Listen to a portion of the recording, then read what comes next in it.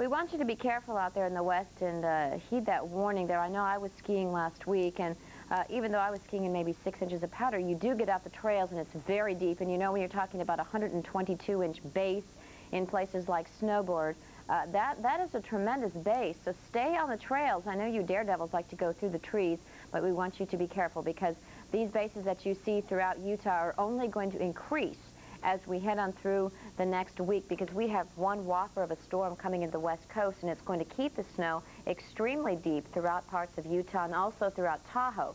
Now, Tahoe, of course, you're enjoying the snow as you start a slow start to the ski season, but of course we've had over 2 feet of snow around Kirkwood in the last 24 hours. And, you know, we're going to get a break today in places like North Star and Alpine Meadows, but as we head on through tomorrow and in through the rest of the week, we are talking about more snow. Now, there are winter storm warnings up for places like Vail and Winter Park, where today we could see an additional 6 to 10 inches of snow. But for the time being, we have powder conditions from Telluride all the way into Keystone.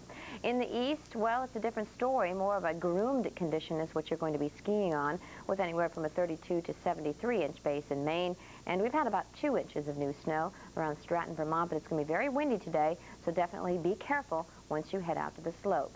We've selected our extended travel forecast for this segment to show you some of the forecasts, the extended forecast for this week. Atlanta, you're going to be in and out of the rain. It's going to be mild this week as we'll have a southerly flow, but we will be more in a rainy pattern. Boston, you'll have clouds. It's going to be cool, not unseasonably cool. Friday could get a little messy as we head toward the end of the week and that big storm system moves eastward. Meanwhile, in Chicago, look for snow coming in by midweek. It is going to be cold, in fact, colder than normal most of the week. In Dallas, very warm on Wednesday. You get more of a south wind coming in Tuesday and Wednesday. Some thunderstorms will move through on Thursday and then cooling off by Friday. Detroit looking for snow. The storm that's moving into Minneapolis today will head on eastward in through Detroit as we look on into midweek. Miami, it's going to be warm. Showers on Tuesday, but temperatures will stay in the 80s as we look on into Friday afternoon, looking very pleasant. New York City, well, it's going to be cold. Thursday, possibly rain and snow mixed. After you've seen a mild start to your week, you'll see some south winds, and then we're going to have some showers and possibly some sleet moving in.